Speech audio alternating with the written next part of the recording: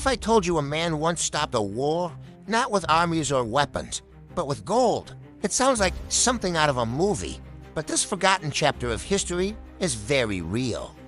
It's a story of a conflict so intense, so inevitable, that the world held its breath, waiting for the first shots to be fired.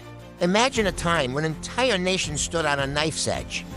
Borders were sealed, armies mobilized, and the air was thick with tension.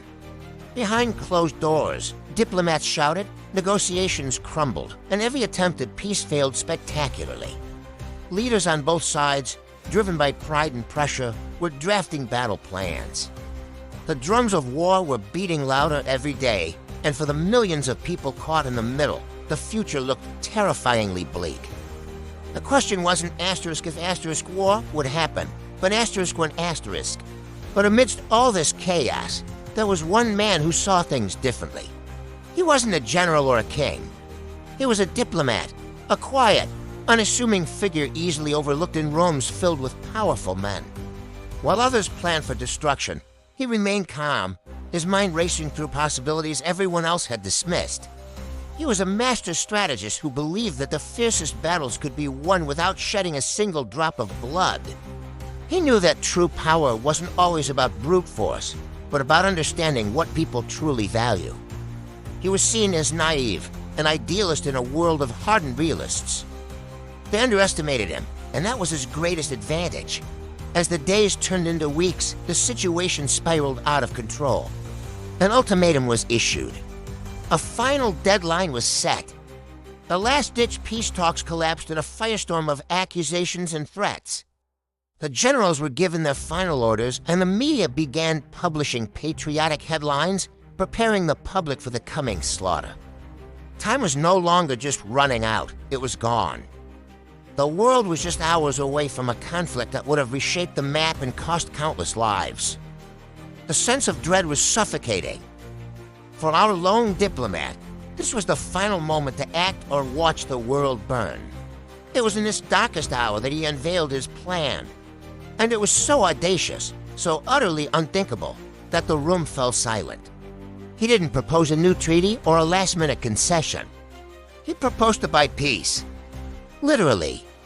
To use a massive fortune in gold to financially persuade the aggressor to stand down.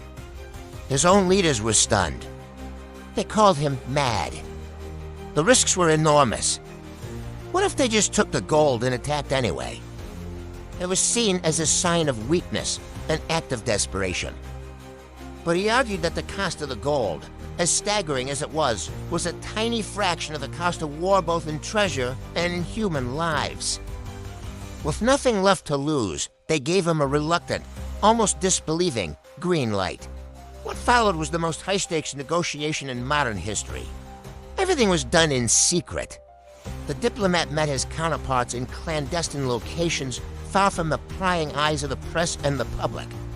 The pressure was immense. Every word was a potential landmine. His own side accused him of treason, while the other side saw it as a trick. The negotiations teetered on the brink of collapse a dozen times. Spies were everywhere, threats were made against his life, and the ticking clock of the war deadline echoed in every silence. He had to navigate a labyrinth of greed, suspicion, and national pride, knowing that one wrong move would unleash the very catastrophe he was trying to prevent. Then came the turning point.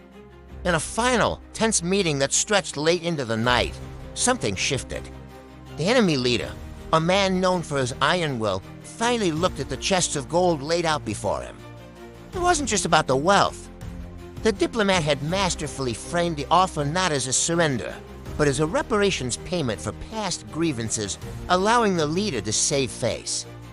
He could present it to his people as a victory, a prize won through strength, not a bribe.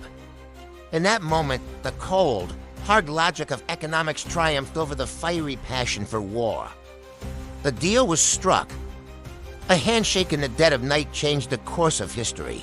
The next morning, the world awoke expecting to hear news of the first battles. Instead, a stunning announcement was made. A peace accord had been signed. Armies were ordered to stand down. Borders reopened. The immediate relief was overwhelming, a collective sigh heard around the globe.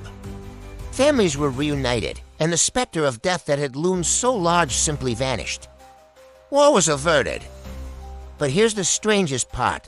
This incredible story was quietly buried. The official records called it a brilliant diplomatic resolution. The gold was never mentioned. Both sides had a vested interest in keeping the true nature of the deal a secret. It was a victory no one wanted to advertise. And so the man who bought peace became a footnote, his genius hidden in classified archives. Makes you wonder, doesn't it? If power is the ability to achieve your goals, then perhaps the greatest power isn't the one that destroys, but the one that builds, even if it does so in silence. Thank you so much for watching. If you found this hidden piece of history as fascinating as I did, please consider liking this video and subscribing for more stories that have been lost to time. We'll see you in the next one.